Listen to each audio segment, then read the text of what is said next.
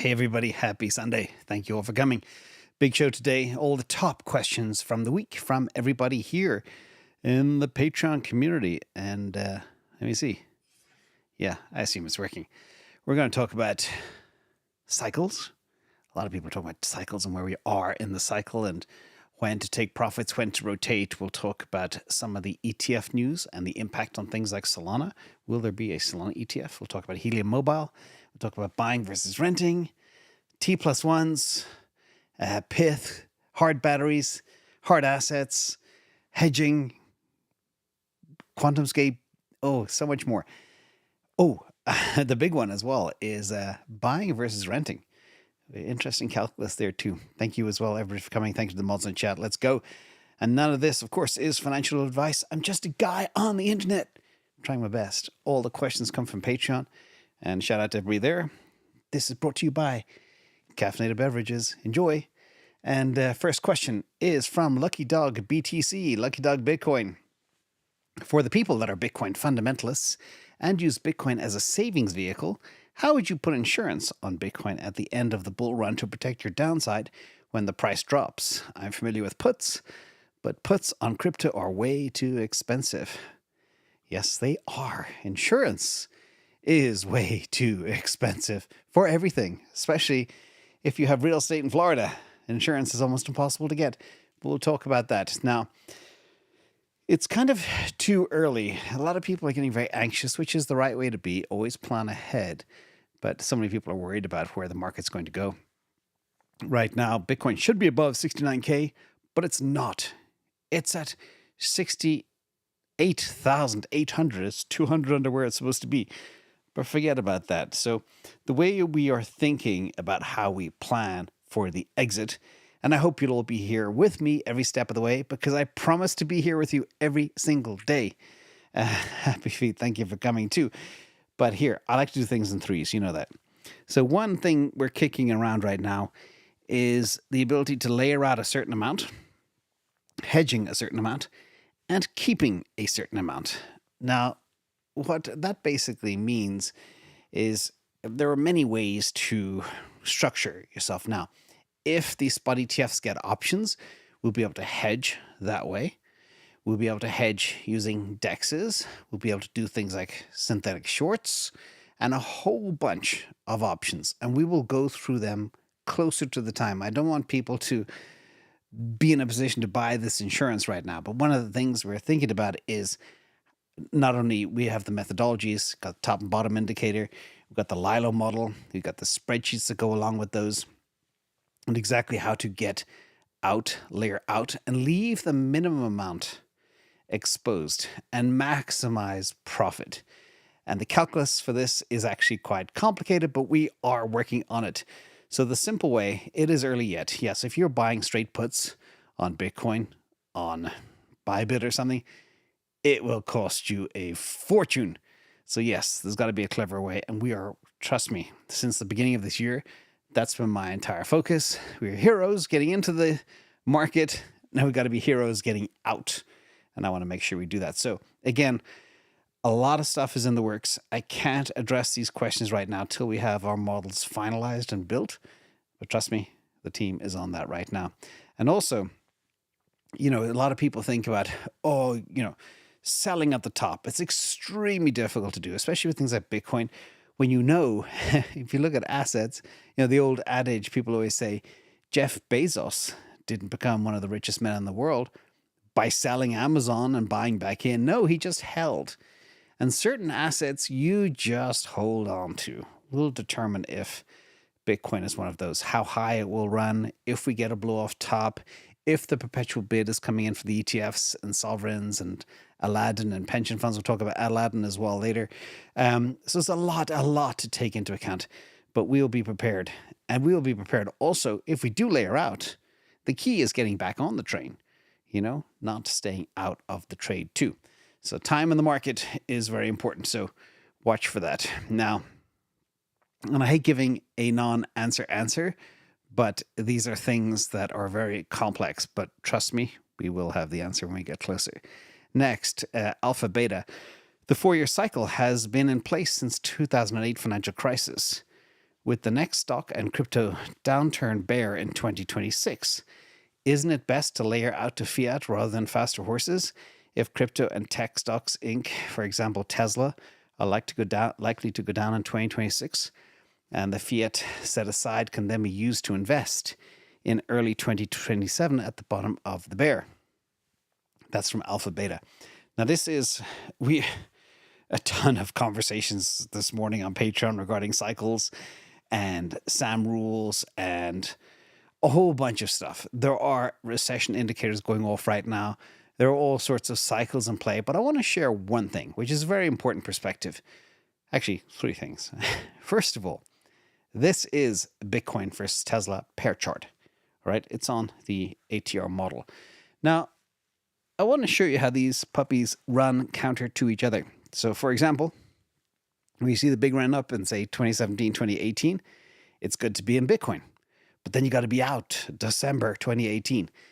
Then you rotate into Tesla. Then it's good to be in Tesla.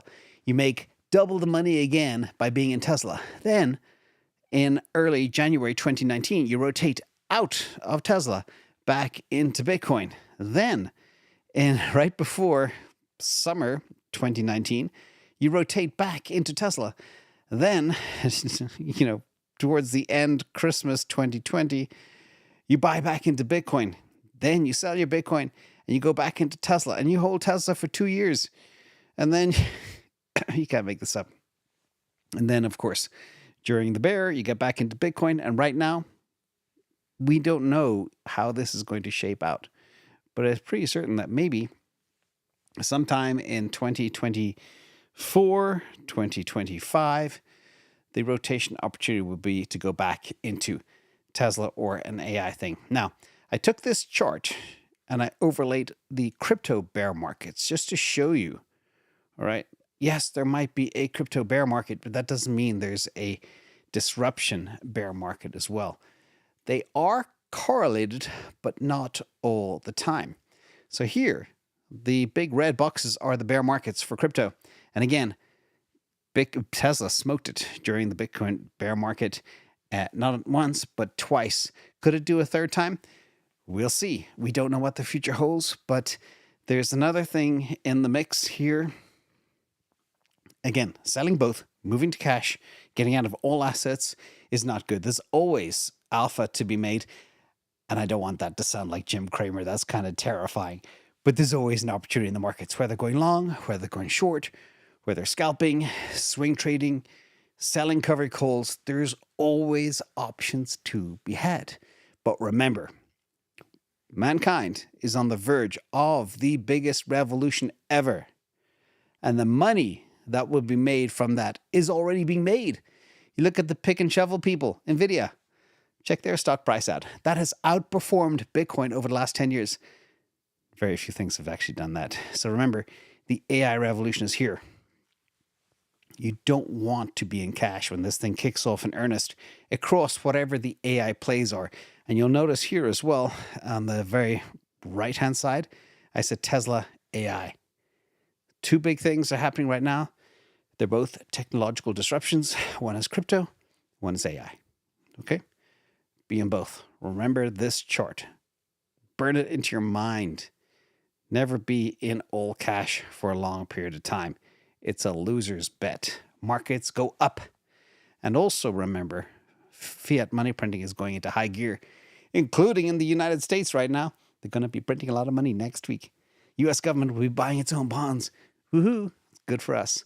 Anyway, sorry. It's been a long week. My weeks never end, though, because I'm here 7 days a week. Let's go. Next question.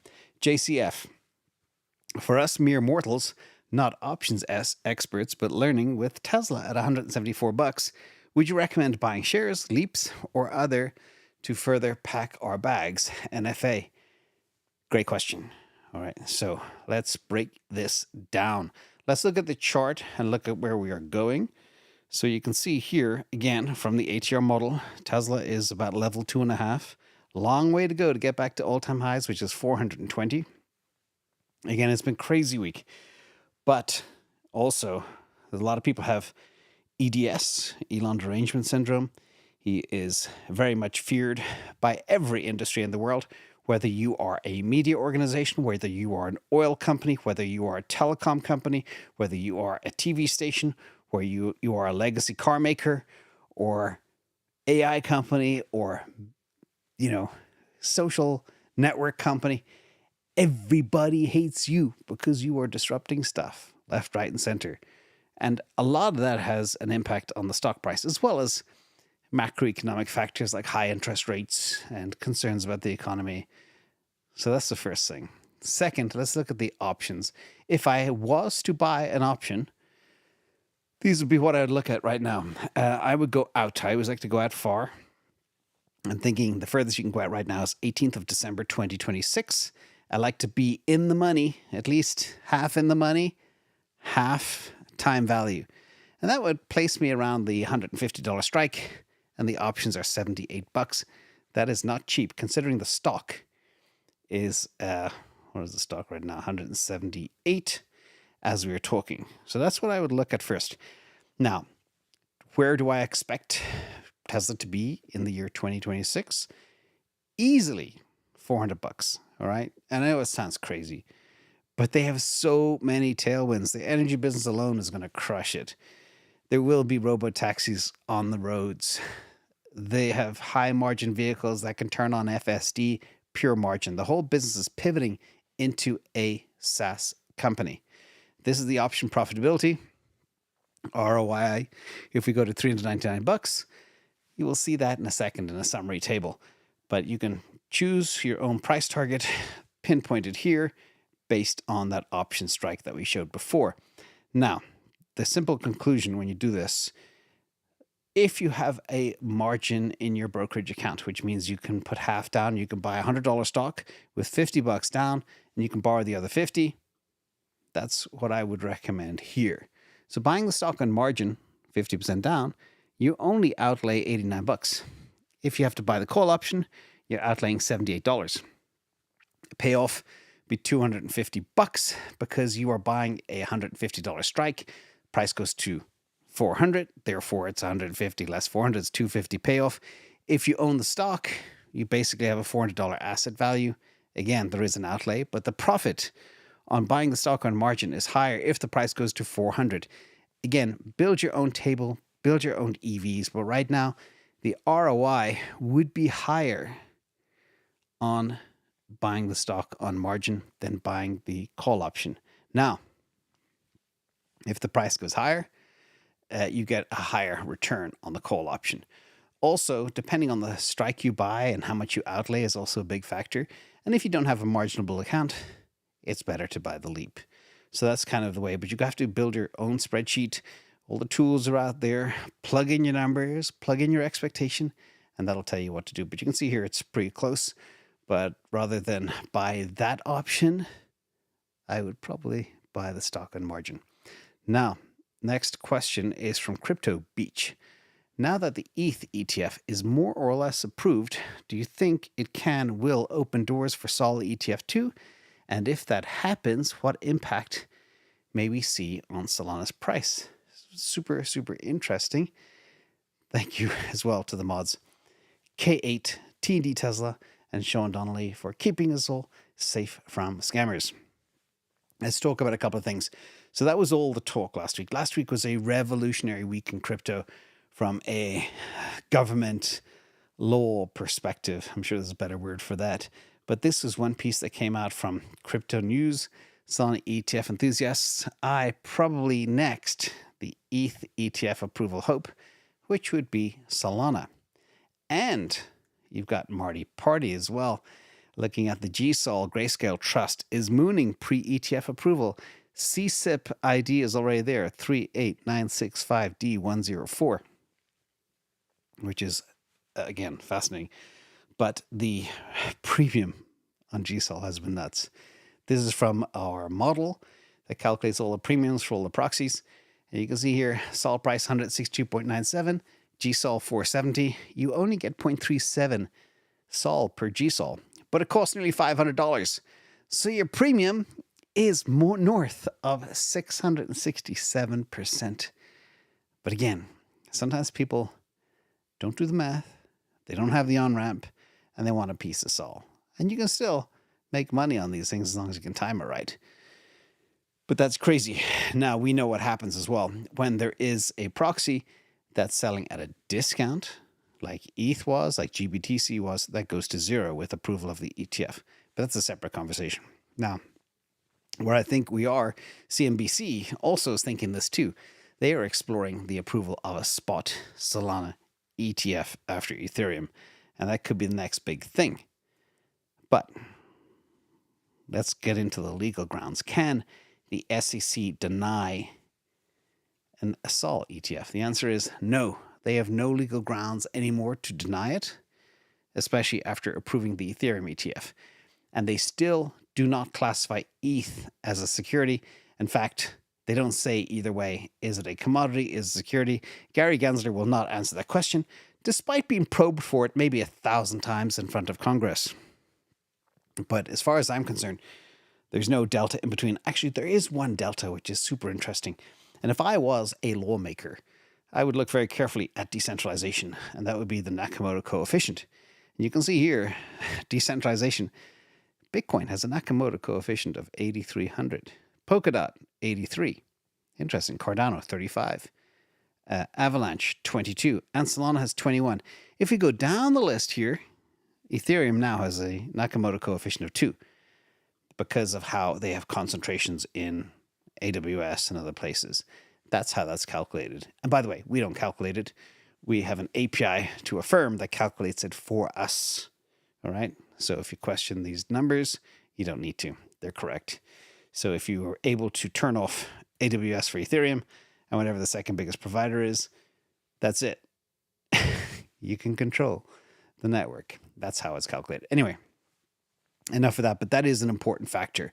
So there is no leg for the SEC to stand on to deny the SOL ETF. But do we care? No. But one thing does have to happen first, and that is SOL futures are needed first, and they do not exist. We had ETH futures, we had Bitcoin futures, we don't have SOL futures, so they need to be in place. And finally, what do I care more about? This is Firedancer. Hopefully it'll be up and running at the end of this year, early next. It's a new independent validator client that will help do everything better, cheaper, faster for the chain that is already the best, cheapest, and fastest. That will drive the biggest impact on price.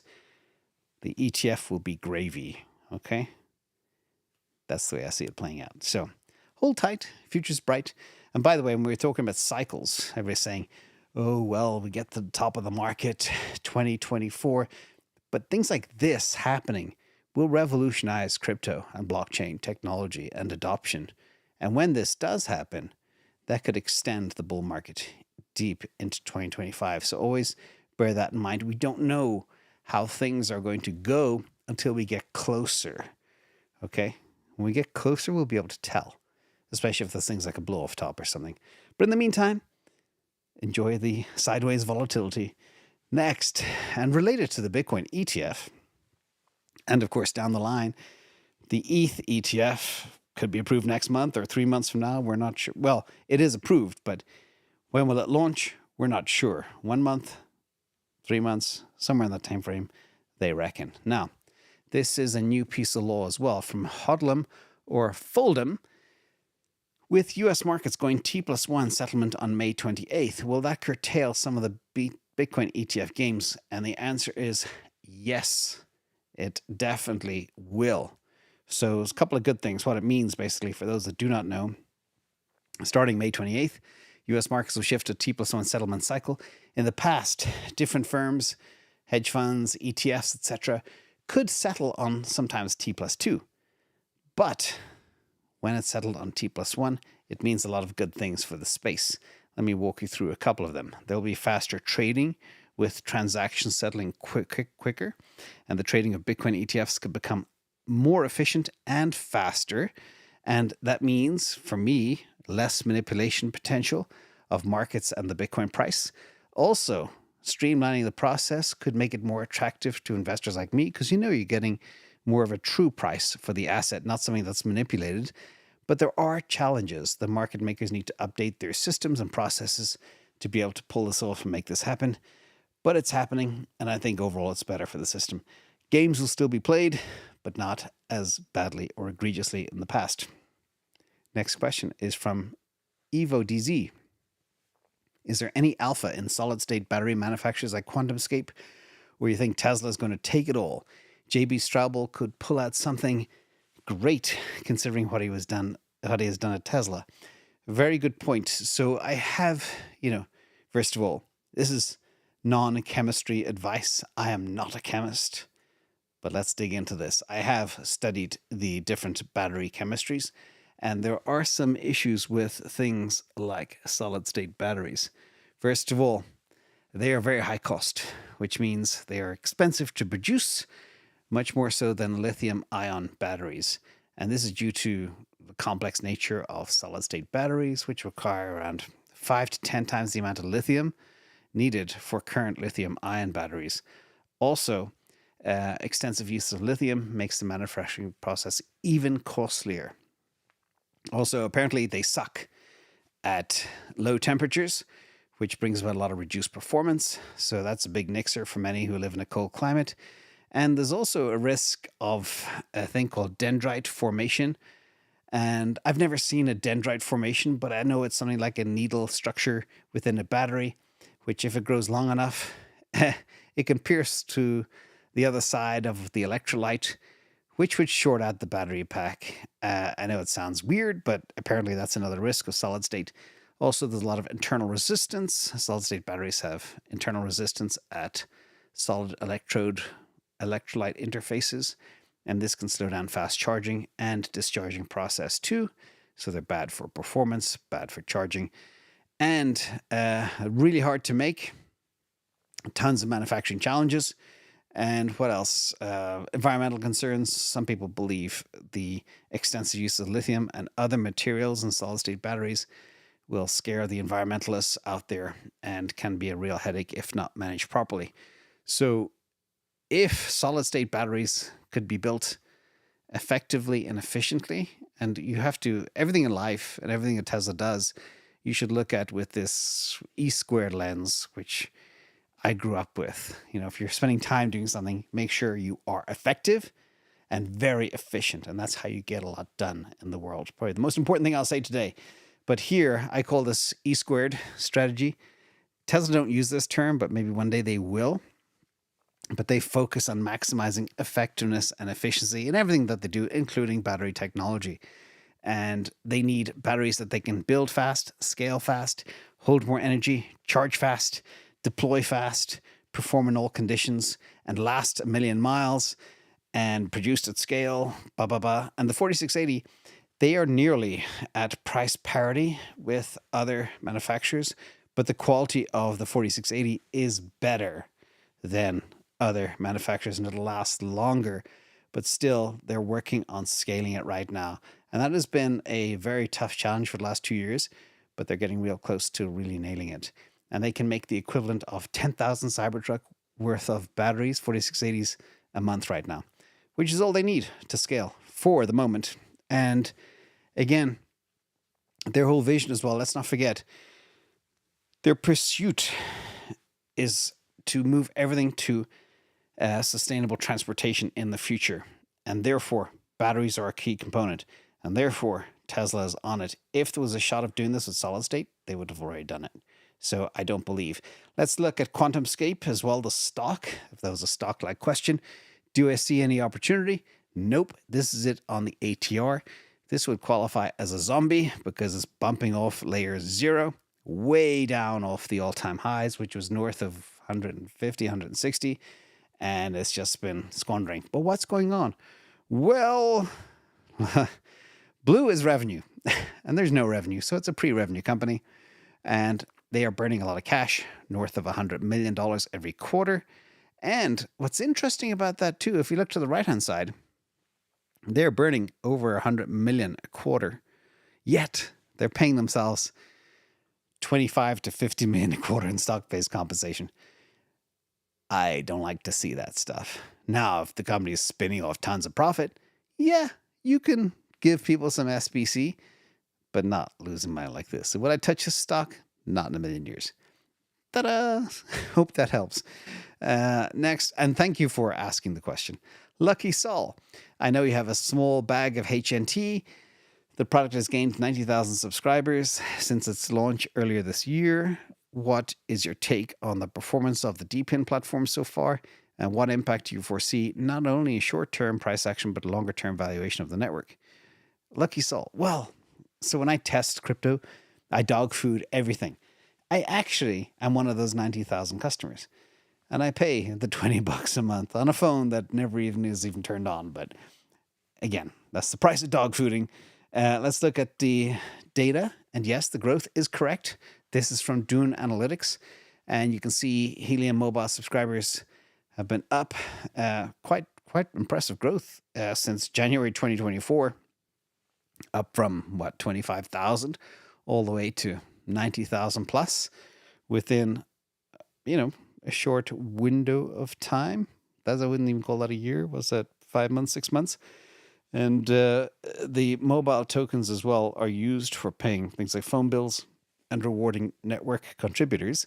Another key factor here, they've got this really cool structure where around token burns for the network, and they now surpass those for the IoT network, which is part of it too. And the rise in mobility, network activity, and the adoption of Helium mobile services have driven this increase, which is cool. They also partner with T-Mobile infrastructure and user-hosted hotspots, making it more appealing to customers because now you have coverage, which is very, very important. So they're doing a lot of the right stuff. They also have this thing called Mobile Discovery Rewards.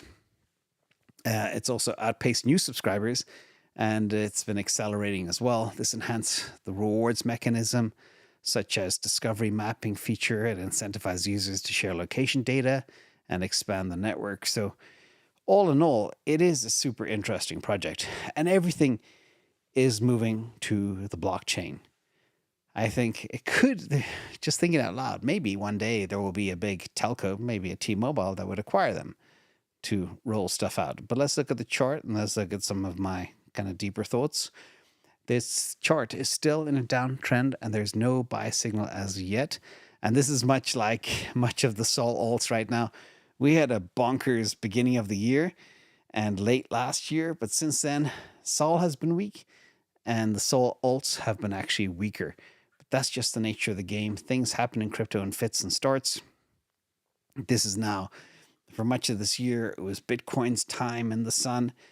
Now ETH is getting a little bit of time in the sun. And then after, these puppies should go on fire. At least do a little bit better than they have been. But if I look at the fundamentals of this and calculate market cap per user, one of the key metrics I always look at, it is a super interesting project. It is an amazing DePIN project for decentralized communications. But $7,400 per user is high, and it needs more adoption. However, there are blockchains out there that have about $1 million in market cap per user.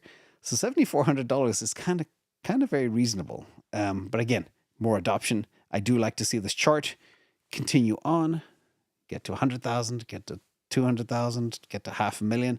Then it'll be a force to be reckoned with. And I love the way this is structured. I love the team, tokenomics, everything is solid. But again, it's one of my little allocations. Sit and wait for a year, and that's my commitment. We'll see where it goes. Next question is from Dennis 185. You talk about three-leg approach to investing, crypto, stocks, and real estate. My bags are packed for Tesla, SOL, and Bitcoin. How do you analyze and execute on good real estate deals? I live in California, and houses, apartments seem way overpriced.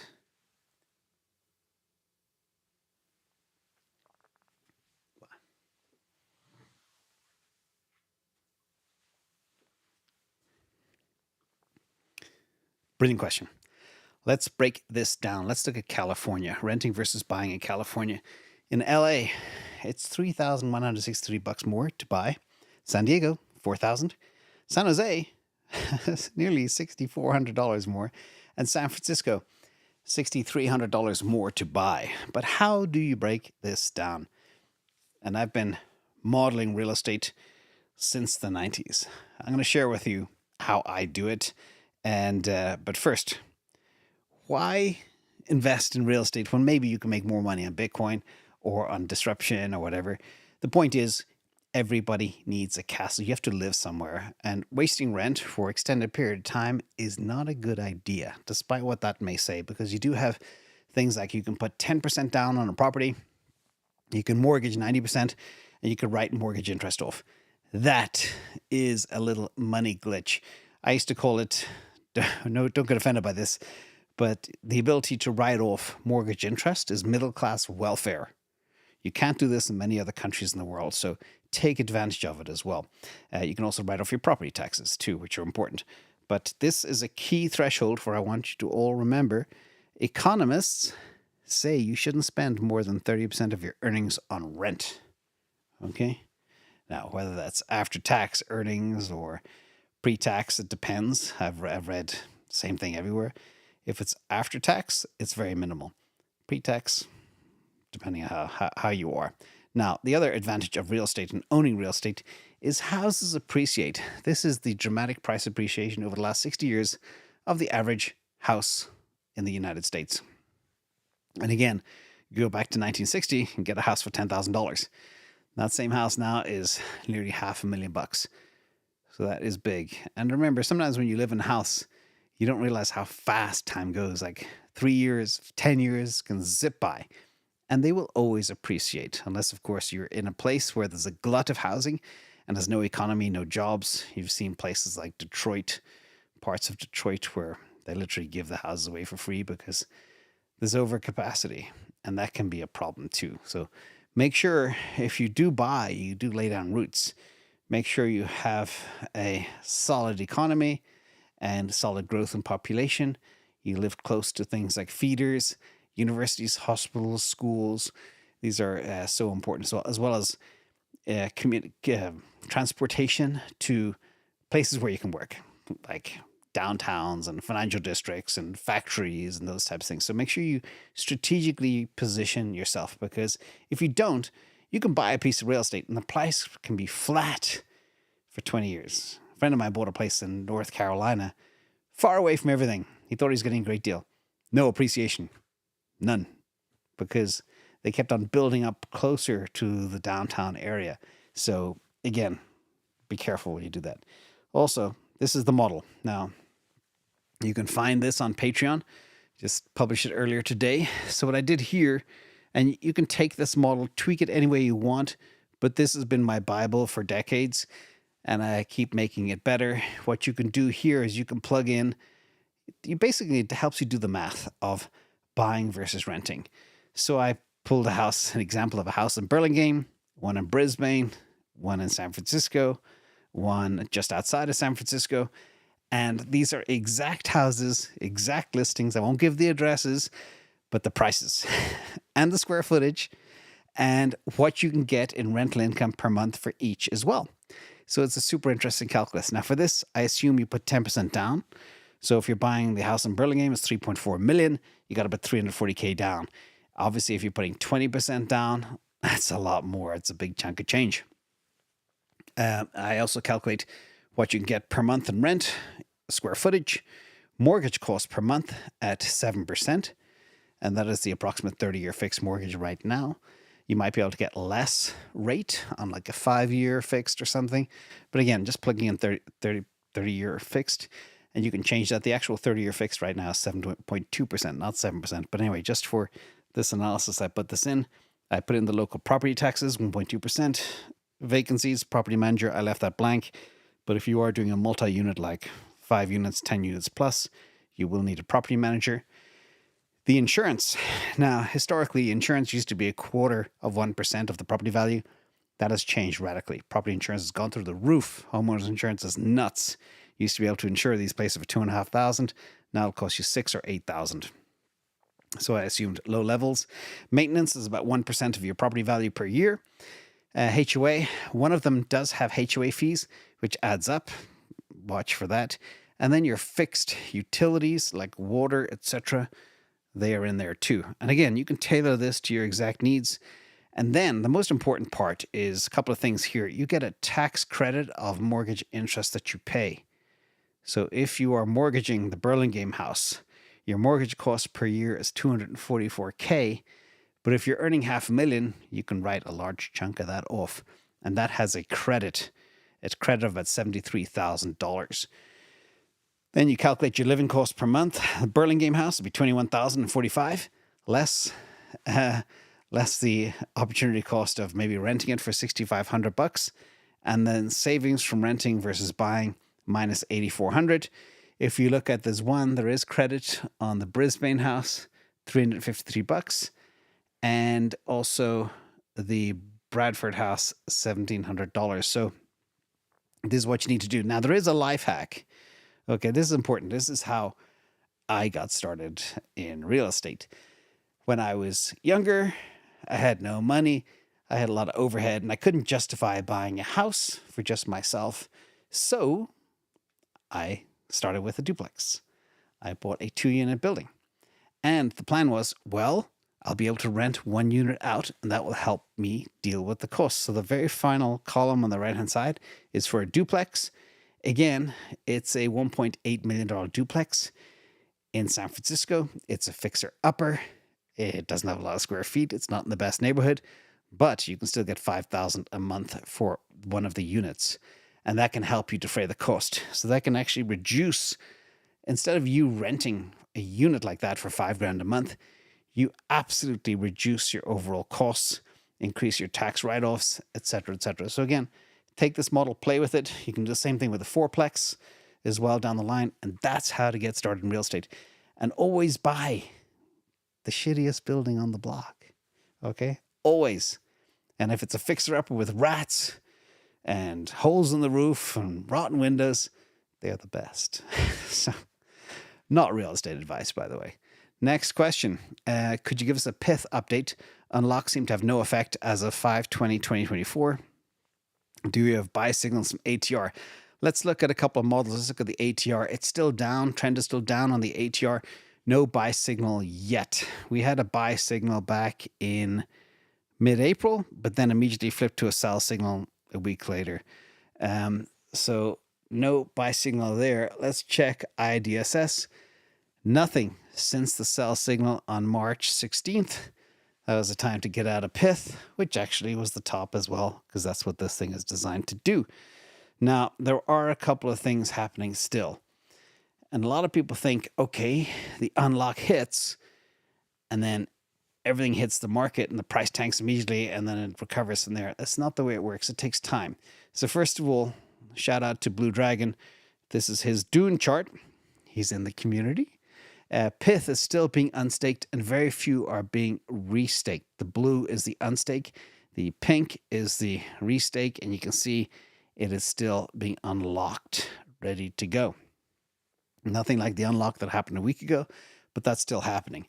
So why isn't the price tanking? It's still about 45, 46 cents. Let me check real time while we are here to make sure it hasn't gone up or down.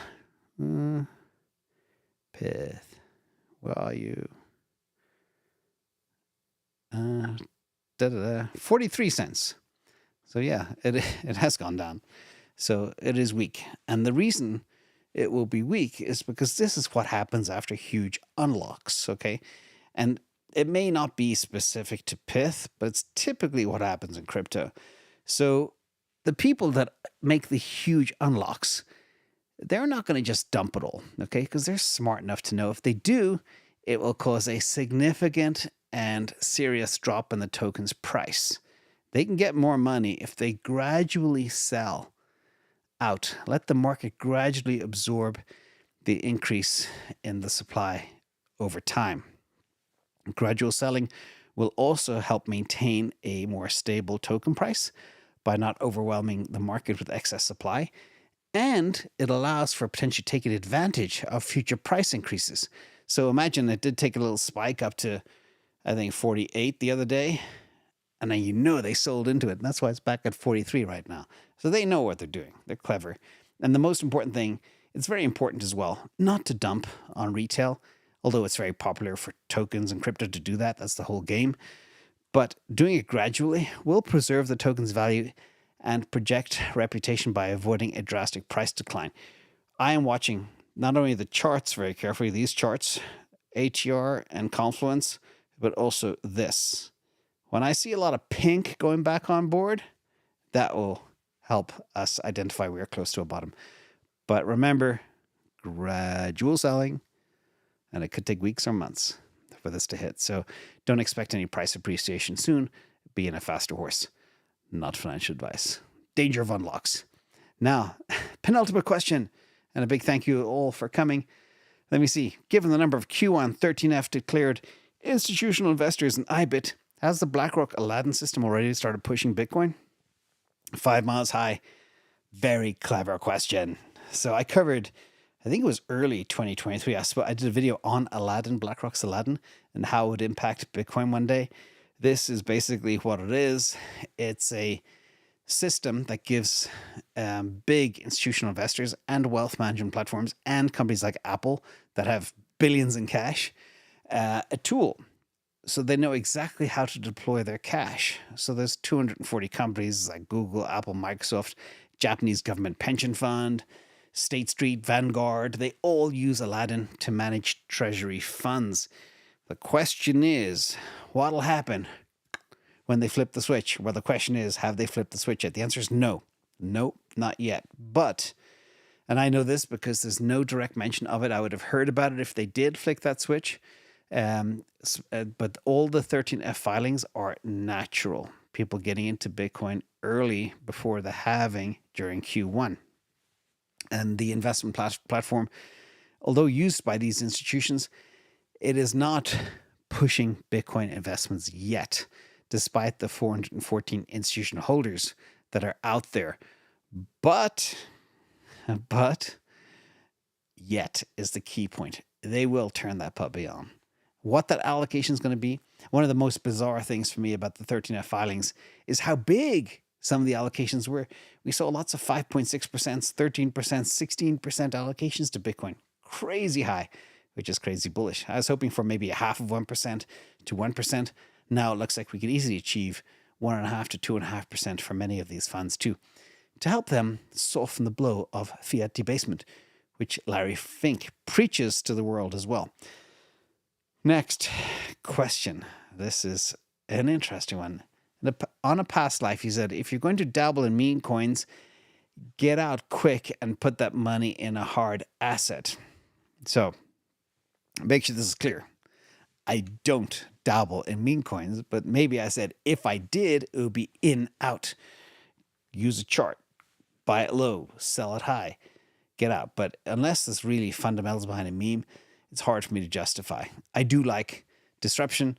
I like AI. I like winning crypto assets. That's kind of my thing. Now, is Masterworks art or Landa's real estate investment platform considered a hard asset?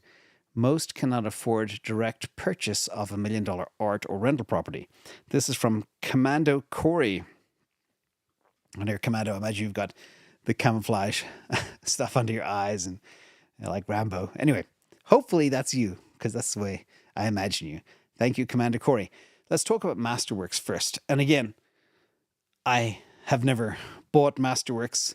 I have never sold Masterworks. I've never been involved in Masterworks, but I've seen it from the outside looking in.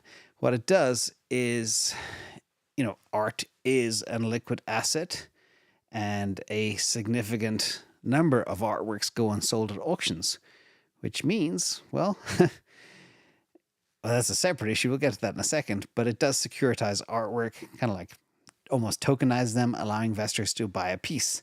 If you have a painting, that painting can be worth, say, $1 million. You can divide it into 100 pieces or 300 pieces and then sell those pieces to people so they own a portion. The problem I have with this is there are certain things that happen behind the scenes. First of all, liquidity. Again, art is difficult to sell. You don't know what price you're going to get. On a good economy, if somebody's really hungry or there's a bidding war for this piece of painting, you might get a great price. Other times, it may not sell at all. Also, there's hidden fees and charges. Besides the disclosed 1.5% management fee and a 20% profit cut, there's an additional 11% true-up fee not mentioned in advertising. And this fee covers sourcing and financing of the art deal, and it's often overlooked and significantly impacts the investment's cost structure. Also, misleading price performance metrics. Allegedly, impressive returns advertised by Masterworks are based on a small sample of 11 paintings, which were sold before the stated 3 to 10 year holding period. The broader portfolio's analyzed return of 9% is much lower than the 25% claimed, raising concerns about selective presentation of performance data. This is all from research that I found from looking on the web. All right, now let's look at Landa, and we'll get back to Masterworks in a second. This simplifies real estate investing. You can buy real estate for as little as $5 a share. Easy for beginners to get started with low minimum investments, but red flags. No transparency regarding return projections and historical performance data. It is beyond risky. Now, when I see things like AG1 and Masterworks, every YouTube channel in the world pretty much promotes these things.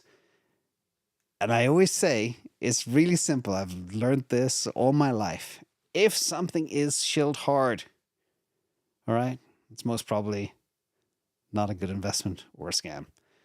Just remember that. And I know it's hard. Maybe Masterworks is great, but why did they use YouTubers to promote it? Ask yourself that question. All right. Would I touch these things? No. Just buy a share in a good stock or buy Bitcoin. It's not hard, you know. Don't. Yeah, you get what I mean. Sorry, I feel like I ding stuff too much, but remember, 95 to 98% of everything out there is garbage. Be in the top 1% of assets. All right, next, helping animals. Favorite part of the week. This week, we donated to Habitat for Horses to help take care of these beautiful animals. This is Artemis. When Artemis arrived, she was skinny, feral, and terrified of humans. Now she's gained weight and accepts essential care, although she prefers being around horses over people. And I probably do too, except for these guys. I'm with these guys tomorrow morning, 7:30 a.m. Pacific. We'll all be on all of our channels, so just dial into whoever you want with Mando and CTO, and it'll be a very interesting agenda tomorrow.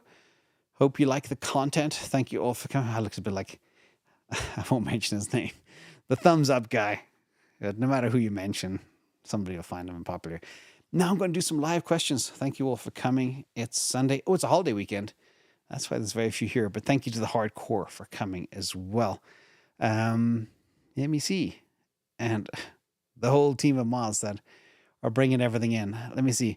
Miles in Arizona. I got to blow this up a bit. Miles in Arizona. Oh no. Does another crypto bull get cut off by macroeconomics? Does Bitcoin continue to act like a risk-on asset in the next recession or a safe haven? I think it's interesting. It depends what triggers the recession. I personally believe there's always a recession going on no matter where you are, no matter which geographic location, which state, which country, which area of the economy. For example, commercial real estate is in a total recession, has been for a long time. You could argue technology has been based on layoffs. So there's always a recession happening. When you look at the macro government numbers, first of all, they're wrong. Second of all, they're delayed. Third of all, they're there to tell a story that everything's fine when really it's not. Okay, so what'll happen this bull run, I'm not sure. I still hold out for that 20% theory that Bitcoin could just get that perpetual bid and just go up forever. Fingers crossed. At least like gold did. The difference between gold and Bitcoin is Bitcoin's a lot harder. Happy feet. Could you do a show on the top 5 staking platforms for Solana, rating them according to highest return and lowest risk? NFA, yes, I can. Happy feet. Thank you for that. And I will. A lot of people were very interested in liquid staking options too. So that's another option as well. You can stake and then you can stake again, which the thought terrifies me. But I'm hoping to have a friend of the channel on who can dispel all the myths and set us in the right direction as well as we go forward. Stevenopsis 4, have you ever used the gold cross and the death cross for long-term trades? No, because they only work 55 to 60% of the time. So it's a crapshoot. It is like for things like Bitcoin, when you see a gold cross, it gets the TA people very excited. And that drives a lot of bullish sentiment. And that probably is a self-fulfilling prophecy that drives up the price. But no, I don't. I do not do that at all. A moving average is just that. It's a moving average. Don't bet your life on a moving average. There's a lot more science to it than that. B-Man, rotation topic today is perfect timing with the help of IA models. James and the team, we will be best prepared. Yes, we did the building in the bear to make sure we know what's going on. So, and again, the agenda here is to help others on this channel. Thank you, B-Man. Appreciate you. And thank you, Piper, as well, up there in Canada. You are the GOAT. Thank you so much. And thank you for Super Sticker as well. Bert Frank, Sir Winston, Samus just popped in, Theo Zoo, Ragnar, Justice for All. I got a blows on my eyes are tired. Crypionomicon. That's a tough one. Dr. Sauce, Plant-Based Ben, Viciously, Andy Sigma 103, Pancake Panda, AC1, Forrest M, Adam Q, Theo, and Samus. Thank you so much for coming. Hope you all enjoyed the show. Hope you learned a lot. These are the questions from Patreon, not from me. And I love it every single week. Favorite part of the week. Don't forget, see you tomorrow morning, 7:30 a.m. Pacific. I think that's 4:30 Central European time with Mando and CTO tomorrow morning. Thank you all. Bye-bye.